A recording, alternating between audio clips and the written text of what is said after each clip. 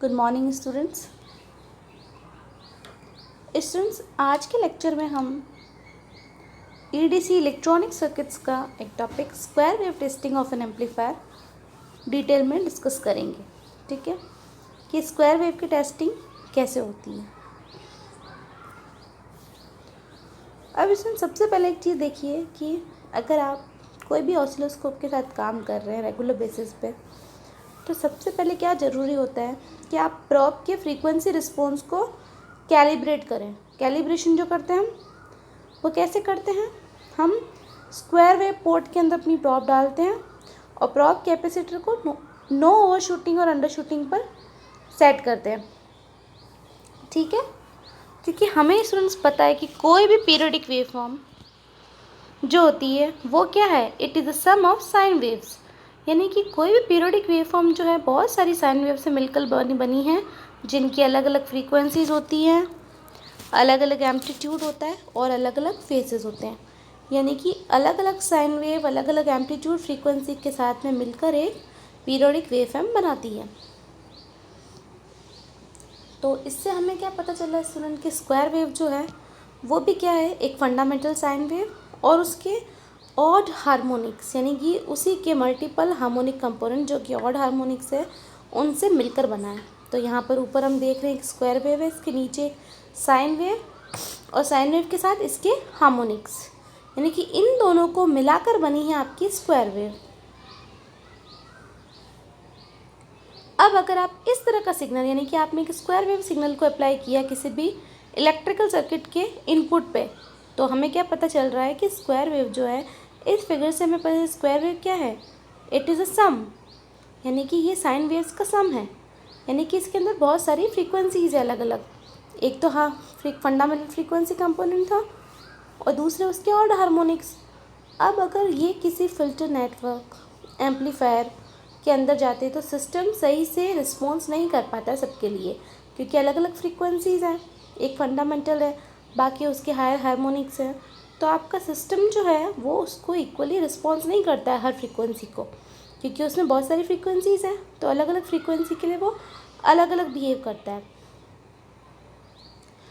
तो आपको आउटपुट में क्या मिलता है, कुछ डिस्टॉर्शन मिलता है। तो आउटपुट में आपको थोड़ा सा डिस्टॉर्शन मिलता है, वो ये इंडिकेट करता है कि आपकी सिस्टम का रिस्पॉन्स कैरेक्टरिस्टिक कैसा है, जिसको आप टेस्ट करना चाह रहे हैं। तो यही बेसिस है हमारे स्क्वायर वेव टेस्ट टेक्निक का। ठीक है, अब देखिए हम क्या करते हैं, सिर्फ फंडामेंटली नहीं करते हैं बल्कि हायर हार्मोनिक्स भी इसमें एडेड है।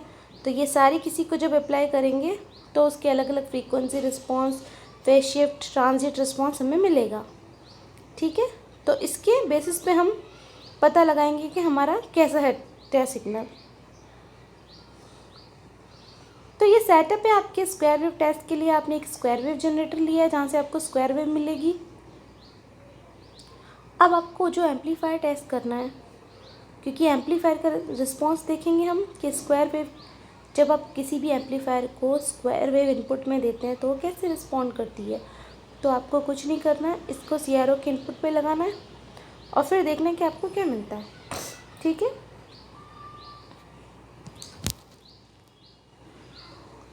तो बेसिकली आपको स्क्वायर वेव टेस्ट के लिए क्या चाहिए, एक स्क्वायर वेव जनरेटर और एक ऑसिलोस्कोप। क्योंकि स्क्वायर वेव जनरेटर क्या करेगा, एक स्क्वायर वेव को जनरेट करेगा, ऑसिलोस्कोप आपको डिस्प्ले करके बताएगा।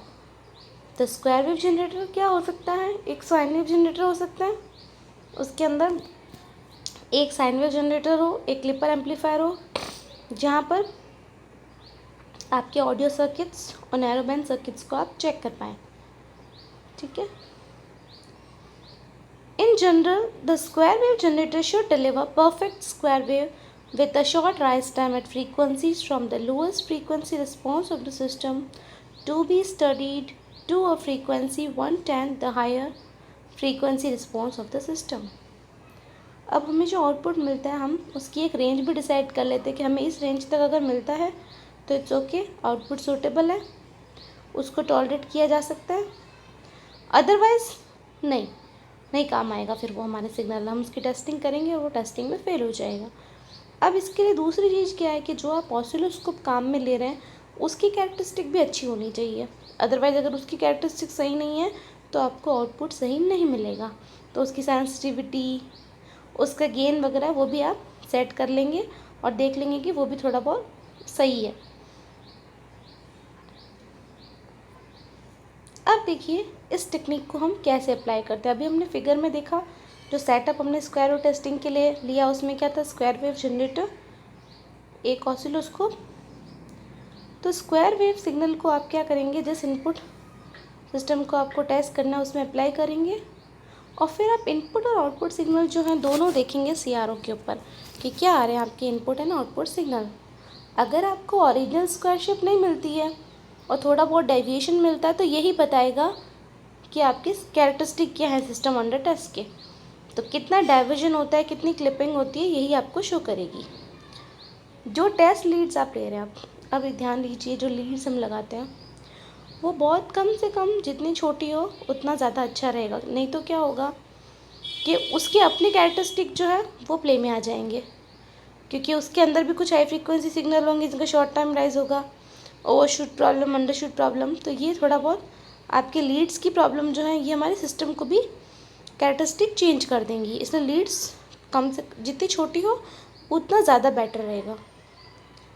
The output signal should be observed at a point where the loading of the CRO will not appreciably affect the circuit parameters. If a high impedance, low capacity probe is used with the scope, then individual state characteristics can be observed. अब देखिए हम square wave का low frequency output देखते हैं कि आपकी low frequency पे कैसे रिस्पॉन्स करता है।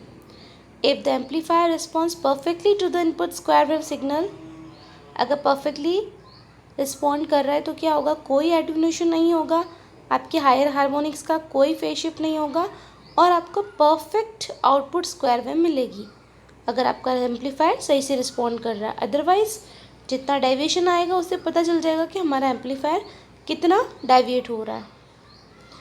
तो अब ये जो कुछ पैटर्न्स हैं हमारे पास, जो लो फ्रीक्वेंसी स्क्वायर वेव से जब मैंने अप्लाई किया है तब मुझे मिल रहा है। तो सबसे पहले जो पैटर्न है परफेक्ट स्क्वायर वेव, देखिए अगर कोई भी डेविएशन नहीं है मींस बहुत अच्छे से आपका एम्पलीफायर उसको रिस्पॉन्ड कर रहा है। फिर देखिए दूसरे में क्या हो रहा है, ऊपर से आपकी साइन वेव की तरह आ रहा है, क्लिपिंग हो रही है। तीसरे में नीचे की तरफ से हो रहा है। चौथे में थोड़ा टिल्ट करके डेविएशन हो रहा है। फिर आपके अलग अलग तरह के आपको टिल्ट्स मिल रहे हैं। तो अलग अलग टिल्ट्स किस वजह से आते हैं ये देखते हैं हम स्टूडेंट्स। अब अगर आपका जो फंडामेंटल फ्रीक्वेंसी है वो ज़्यादा स्ट्रॉन्गर है हायर हार्मोनिक्स के कंपैरिजन में, और अगर कोई भी फेज शिफ्ट नहीं है तो हमें 4B यानी कि B वाला जो डायग्राम है, ये सेकंड डायग्राम जो है, साइन वेव जो ऊपर से दिख रहा है, इस तरह का आउटपुट मिलेगा। अब अगर फंडामेंटल फ्रीक्वेंसी में कुछ लॉस है तो आपको स्क्वायर वेव में डिप मिलेगा, जैसा कि थर्ड में C में, ठीक है। अब अगर कोई पर्टिकुलर हार्मोनिक नहीं है तो आपको कोई पर्टिकुलर हार्मोनिक में लॉस है तो जितनी जगह पे लॉसेस है उतने हमें डिप्स मिलेंगे। जैसे कि 4D में देखिए 2 डिप मिल रहा है आपको। तो ये पर्टिकुलर अलग अलग आपकी हार्मोनिक्स जो हैं उनमें लॉस है अगर, तो